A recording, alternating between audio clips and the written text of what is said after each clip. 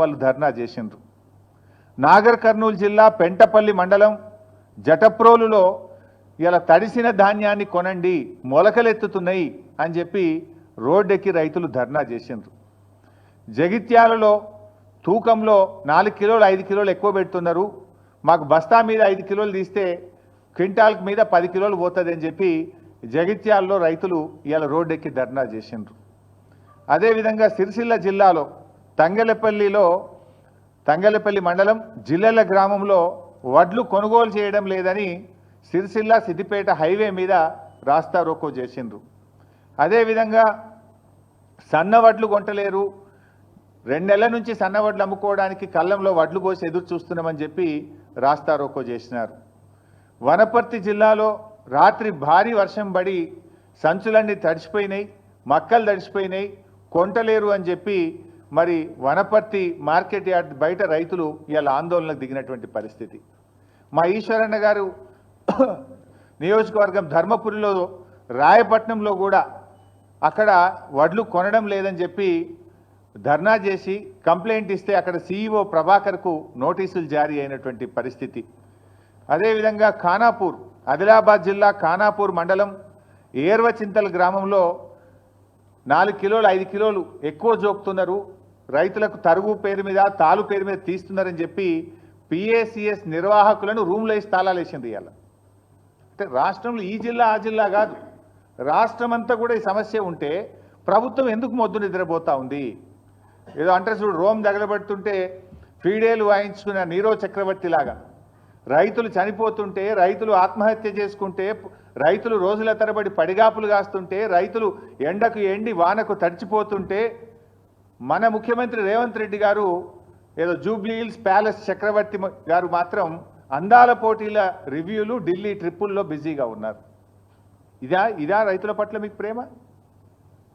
మీకు ఓట్లేసి మిమ్మల్ని అధికారంలోకి తెచ్చి మిమ్మల్ని నమ్మి నువ్వు ఒకటే నాడు 2 లక్షల పైన రుణమాఫీ చేస్తా అని, 15,000 రైతు బంధు ఇస్తా అని, అన్ని పంటలకు బోనస్ ఇస్తా అని, పంటల బీమా తెస్తా అని ఒక్కటన్నా వరంగల్ డిక్లరేషన్లోని ఒక్కటన్నా నువ్వు అమలు చేసినవా రేవంత్ రెడ్డి అని నేను అడుగుతా ఉన్నా.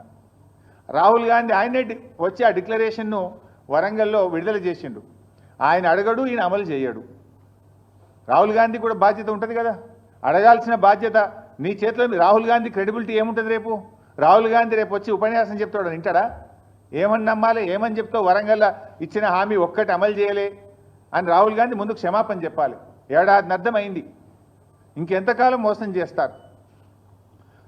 ఇచ్చిన హామీలు అమలు చేయమంటే రేవంత్ రెడ్డి గారు నన్ను ఢిల్లీకి పోతే చెప్పులు ఎత్తుకుపోయడం లెక్క చూస్తురు, నాకు అప్పు ఉడతలేదు అని రేవంత్ రెడ్డి గారు మాట్లాడతారు. ఇవాళ పరిస్థితి ఏంటంటే ఆఖరికి పాకిస్తాన్ను నమ్మి అప్పిస్తున్నారు తప్ప రేవంత్ రెడ్డిని నమ్మి కూడా అప్పిస్తలేడు. నిన్న కూడా ఏదో పేపర్లు చూస్తే పాకిస్తాన్కి అప్పించినట్టు కనబడ్డది. అంటే నీ పరిస్థితి అట్లా తయారైపోయింది.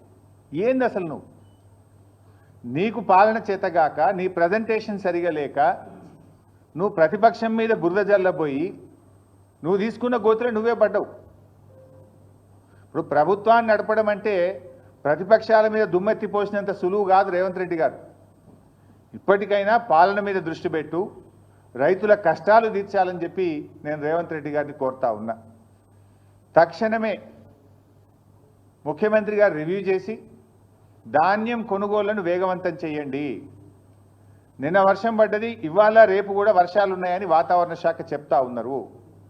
తడిసిన ధాన్యాన్ని కూడా రైతులకు ఇబ్బంది కలగకుండా అధికారులందరినీ కూడా తహసీల్దార్లను, ఆర్డీఓను, డిఎం సివిల్ సప్లైను, జాయింట్ కలెక్టర్లను క్షేత్రస్థాయిలో పంపించి మంత్రులు కూడా క్షేత్రస్థాయిలో వెళ్ళి తడిసిన ధాన్యాన్ని వెంటనే కొనుగోలు చేసి రైతులకు నష్టం జరగకుండా చూడండి.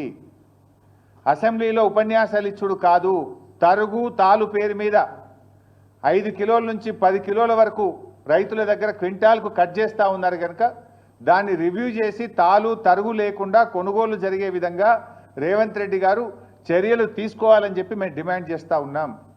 ఒకవేళ ప్రభుత్వం స్పందించకపోతే బీఆర్ఎస్ పార్టీ పక్షాన పెద్ద ఎత్తున కార్యాచరణ సిద్ధం చేసుకొని బీఆర్ఎస్ పార్టీ రైతుల పక్షాన పోరాటం చేస్తుందని చెప్పి కూడా ఈ ప్రభుత్వాన్ని హెచ్చరిస్తూ ఉన్నాం. Thank you.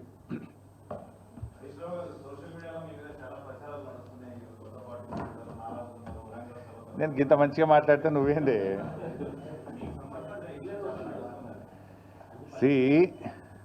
సోషల్ మీడియాలో వచ్చిన వార్తల మీద ట్విట్టర్లో నేను అదే రోజు ఖండించిన. 1. 2, చివరికి మా నాయకులు దాసోజు శ్రవణ్ గారు ఎర్రోల శ్రీనివాస్ గారికి చెప్పి పోలీస్ స్టేషన్లో కంప్లైంట్ కూడా ఇచ్చి ఆ కంప్లైంట్ను కూడా నా ట్విట్టర్లో పోస్ట్ చేసి ఇటువంటి ఫేక్ ప్రచారం నమ్మొద్దని, తక్షణమే డీజీపీ గారు వీళ్ళ మీద చర్యలు తీసుకోవాలని చెప్పి కూడా నేను రాష్ట్ర డీజీపీ గారిని కోరిన విషయం కూడా మీ అందరికీ తెలిసిందే కదా. ఏం రగ్గారు?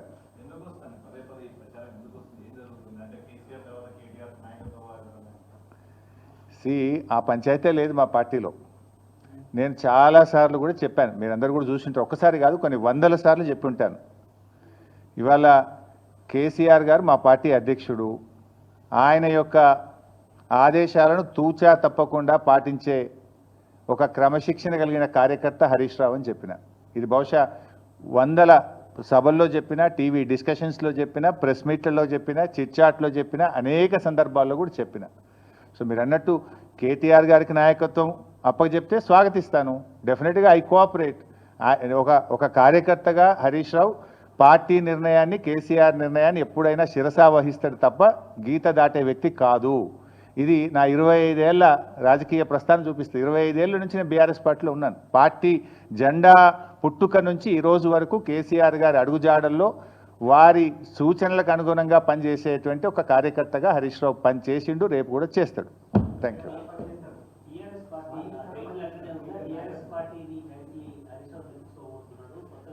ఇవన్నీ చిల్లర ముచ్చట్లు బంద్ చేయాలి. ఇంత స్పష్టంగా కుండబద్దలు కొట్టినట్టు నేను మాట్లాడుతుంటే మీరు ఈ ప్రశ్నలు ఏందో నాకైతే అర్థమవుతలేదు. ఇంత కుండబద్దలు కొట్టినట్టు వందల సార్లు చెప్పినా, మళ్ళీ ఈరోజు కూడా చెప్పినా కదా.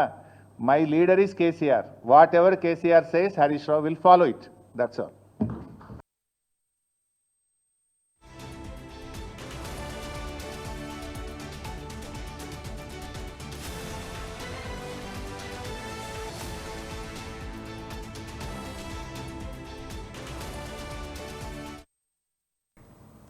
రైట్, ఇప్పటి వరకు లైవ్ వీక్షించామా. ఇక మరిన్ని డీటెయిల్స్లోకి వెళ్తే, హైదరాబాద్లోని పద్మలయ అంబేద్కర్ నగర్ బస్తీ వద్ద ఉన్న ప్రభుత్వ స్థలాన్ని కాపాడాలని ఖైరతాబాద్ ఎమ్మెల్యే దానం నాగేందర్ను కోరారు కార్పొరేటర్ వెంకటేష్. వేరే నియోజకవర్గాలకు ఇక్కడి స్థలం ఎలా ఇస్తారంటూ ప్రశ్నించారు. ఈ అంశంపై ఎమ్మెల్యే దానం వైఖరి ఏంటో చెప్పాలంటూ 2 రోజుల కిందట కార్పొరేటర్ వెంకటేష్ డిమాండ్ చేశారు. ఇంకొక 10 ఇళ్ళు పోతే మొత్తం వర్షంలో కొట్టుకుపోతే మట్టి కాంపౌండ్ లేదు, దానికి ఏం లేదు. అది నేనే వస్తా సార్, ఫోన్ చేయండి వచ్చేస్తాను. సరే ఒకసారి విజిటింగ్ నేనే వస్తాను. ఫిలిం నగర్లో జూనియర్ కాలేజ్ లేదా ఇందిరమ్మ ఇళ్ల కోసం ప్రభుత్వం స్థలం ఇస్తే ఓకే, కానీ ఆర్టీఏ ఆఫీస్ కోసం ఇస్తే ఊరుకునేది లేదని హెచ్చరించారు. ఇవాళ దానం ఇంటికి వెళ్లిన ఆయన ఈ విషయంపై చర్చించారు. సానుకూలంగా స్పందించిన ఎమ్మెల్యే వెంటనే మంత్రి పొన్నం ప్రభాకర్తో ఫోన్లో మాట్లాడారు. ప్రభుత్వ భూములు ప్రజల ప్రయోజనాల కోసం ఉపయోగించేలా తన వంతు సహకారం అందిస్తానని మంత్రి పొన్నం హామీ ఇచ్చినట్లు ఎమ్మెల్యే దానం నాగేందర్ చెప్పారని కార్పొరేటర్ వెంకటేష్ తెలిపారు. చెప్పాలి, ఎందుకంటే మొన్న ఏదైతే 14 అంబేద్కర్ నగర్ సర్వే నెంబర్ 403లో జరిగిన 1 ఎకరం 30 గుంటల జాగని కార్వానకు ఇచ్చే ల్యాండ్ ఏదైతే మనకు అది ఆర్టీ ఆఫీస్కి వెండిలో దాని గురించి మాట్లాడడం ఆ రోజు చెప్పడం జరిగింది. ఈ రోజు ఎమ్మెల్యే గారు ఇంటికి వచ్చి ఎమ్మెల్యే గారు కలిసి ఎమ్మెల్యే గారు చాలా సానుకూలంగా స్పందించి నగర మినిస్టర్ పొన్నగారితో మాట్లాడడం జరిగింది.